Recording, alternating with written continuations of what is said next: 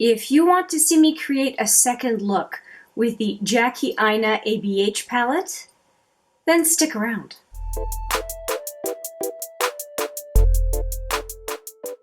Hi there, it's Hélène, and yeah, we're going to play with this palette again, and I'm going to do one of two requested looks with this palette. I've already done my first impressions. I will put it right there for you. Now, I had two requested. One is more of a look and the other one was a specific shadow. So the first one that I want to shout out, because it is the one I'm going to do today, is Wendy Lou. Wendy Lou. She asked for two shadows, and one of them is a shadow that I was really thinking of using last time, which is Sponsored. And the other shadow she was asking for was Douala's. So Douala's and Sponsored is what we'll use, and what I'm planning on doing is using it with this shadow as well in the crease, and then working with these two afterwards. I don't know what I'll do on the lower lash line, but that's what I'm planning on using. Let's just say that much. Now, and I may be using Credit again, which I used last time, just to deepen up the outer lid. Not sure yet. Now, the other person, Deirdre, hopefully I'm saying your name right, Deirdre. If not, let me know, is Shookington. And I completely agree. I really want to use Shookington. Trouble is that I have some other videos to film, both for this channel and for a completely separate channel that requires a more conservative look, and I don't think a wild purple look is going to be suitable for the audience in general. So I'm going to say that my desire here is to use this quad in the next look. So Deirdre, hang tight. I'm actually going to do that look as well, but for today it's going to be Wendy Lou's request. And so let's just get going and we will see where we get to. So I'm going to start off now then with, so it's pretty much kind of a zigzag. So it's going to be these two shadows and these two shadows likely for the look. I'm going to go in with this one, which is called Ginger, and with a fluffy brush. So let me find one of those. This is the one I was looking for. It is a brush from Quo, which is a Canadian brand sold at Shoppers Drug Mart. And I'm going to go right into Ginger. And I'm going to just use the mirror in the palette. And here we go. I didn't even tap off the brush. Let's just stamp it on to begin with. And then go into the crease. Now, as is usual for a more involved look, I will do one eye completely and then off camera finish off the other eye. If it's a really quick look, like the one I just finished with, which is with the Stila Blue Realm, I did both because it was a really, really simple look, but this one's probably going to be a little bit more involved. And for anything else I'm wearing on my face, if you're curious, because we're just about the eyeshadow today, it is in the description box and you can check that out. I almost went into Edges, the other brown that is just on the other side of Sponsored.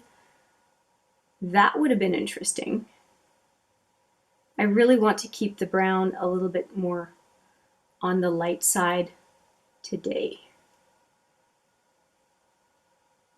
And a lot of ABH shadows, in my opinion, they can be one and done shadows. And this one, Ginger, is no exception. I could definitely do one shadow, it blends beautifully, and then just walk out the door. So I'm going to go in for my angled brush and bring that Ginger down onto the outer lower lid. Here it is. And let's go in, just picking up the kick up, and we're going to go down on the lower lid. Just tying both together. I do this pretty often. Again, just picking up the kick up, and we're going to go in again.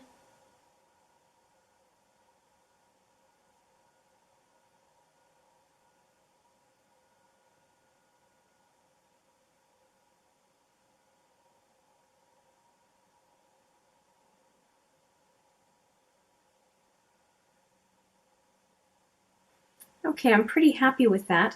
It just looks a little patchy here in the viewfinder, not so much in person, but I have such bright lights, it's hard to tell. So I'm just going to add a tiny bit just to make sure that it's even. And of course, I'll go in with brow bone highlight later anyway. Okay, so that looks good to me. And we are going to go into,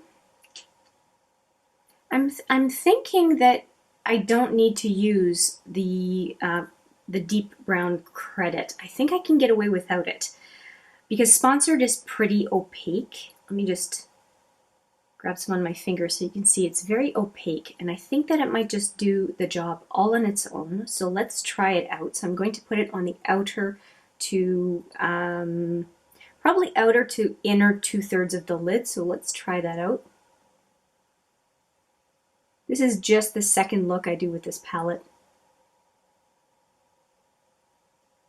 And since there were a few requests, I thought, well, let me do all of these looks on camera so I'm not keeping anyone from seeing what it is that I've been doing with this palette.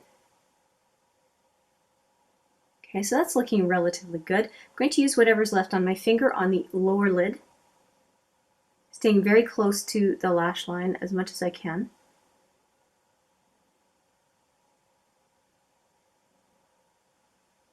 Okay, I'm liking this. It doesn't even need any blending.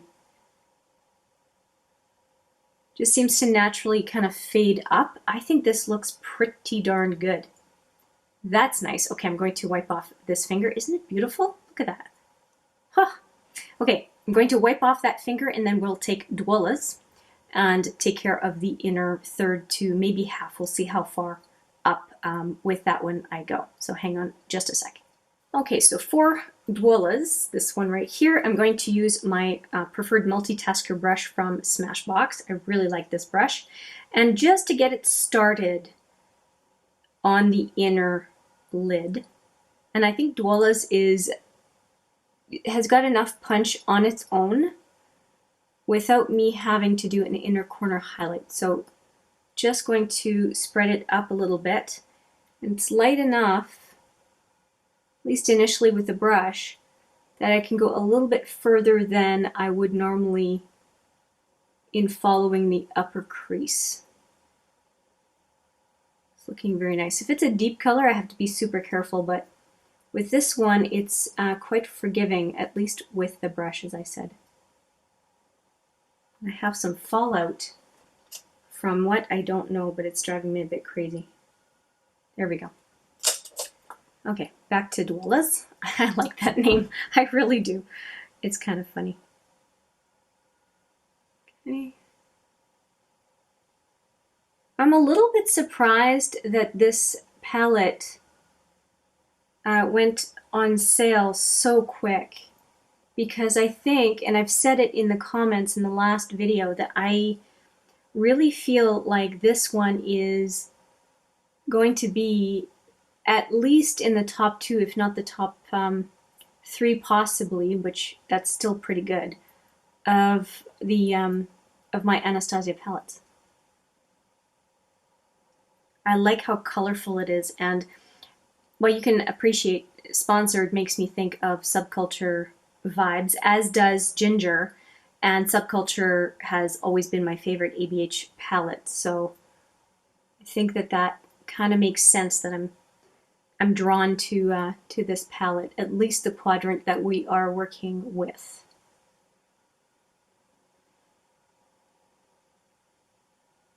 That is really pretty. Really pretty. Okay, and I'm drawn to taking this this same gold shade, Dwola's, and going on the inner lower lid. Just on the edge, not too far down.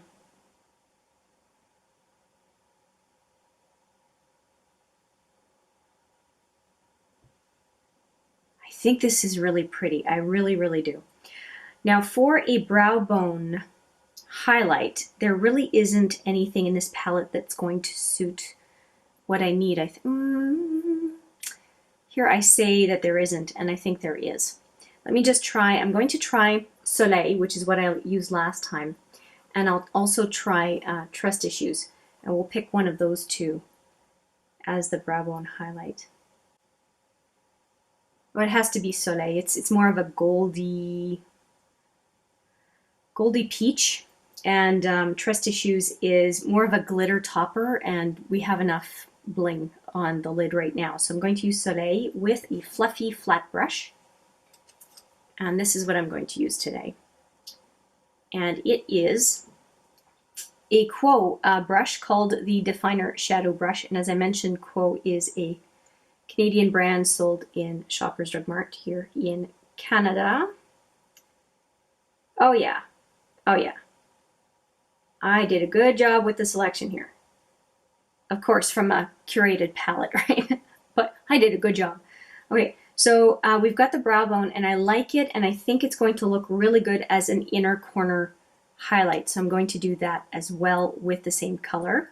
And I'm going to use this Sephora brush. It is called the Precision Smudge, and use that for the inner corner highlight. And as I said, I'm going back into Soleil, just getting a little bit on the brush and going right into the inner corner. Okay, very cool, very cool. I really, really like this. Okay, so I am going to recreate this look on the other eye, and I will be back before putting anything else on my eyes as a finishing touch. So I will be back in a bit. Okay, now that both of my eyes are done, let's talk about finishing the look. And I have a number of products here that I'm going to be using. I figured out that I would use the Urban Decay Zero again on my upper waterline, which I actually have applied, so that one's done. I'm going to use the Urban Decay Demolition on my lower lash line and sort of waterline. I'm going to use the Clinique Pretty Easy on my upper lash line, but I'm not going to get too fancy because it's very watery and it's going to feather on me. And then I'm going to use two mascaras. I'm going to use the bottom one, which is the Sumptuous Extreme on my upper lashes, and then the High Impact from Clinique on my lower lashes. And I will use setting spray, and I will be right back. Oh, and I will also change my lip color. So I decided to go with a Becca lip gloss topper because this is a little bit too rosy for the terracotta gold blingy duochrome green brown hodgepodge that I have up on my on my eyes right now. So I will do all those things and I will show you the final look. All right, I am back and I did do most of what I was talking about. The big difference is I did not end up using the Clinique Pretty Easy liquid liner because I used it yesterday and I just didn't want to be aggravated today. So I did not use it. So off it goes. Instead, I decided to use the Demolition liner from Urban Decay, and here it is right here. I kind of used it smudge style on the upper lid, very close to the lash line with just a little bit thicker on the outer edge. I think that it looks good with the look. I didn't feel I needed a super crisp liner. It's more of a grungy look, so it works. At least I think it does. And I did use it on the lower lash line as I said I would. So it is on both the upper and lower lashes. I did reapply Urban Decay 24/7 Glide on the upper waterline. And I did use the two mascaras as I said I would. I did use the High Impact from Clinique on the lower lashes because it's, as far as I know at this point, it is not high impact whatsoever. If you want a very subtle mascara for lower lashes, this is a good one. I don't know if I got a dud, but the one I'm using works great for subtle, if you don't want too much mascara on your lashes. Now, if you do want a lot of mascara on your lashes, I did two coats of this Sumptuous Extreme by Estee Lauder. And I like the effect. I think it's quite a bit. I think 3 coats would have been too much. Maybe you think 2 coats is too much, but I do like to define my lashes because I don't tend to use falsies at all. I use them once in a while, but I don't tend to use them regularly. Now, this last thing is, I did say I was going to change my lip color, and this is the Becca, which one is it? Champagne Dream and Bellini. And I felt like the goldy peach in this lip topper, technically lip gloss, would be a good complement to what I have on my eyes.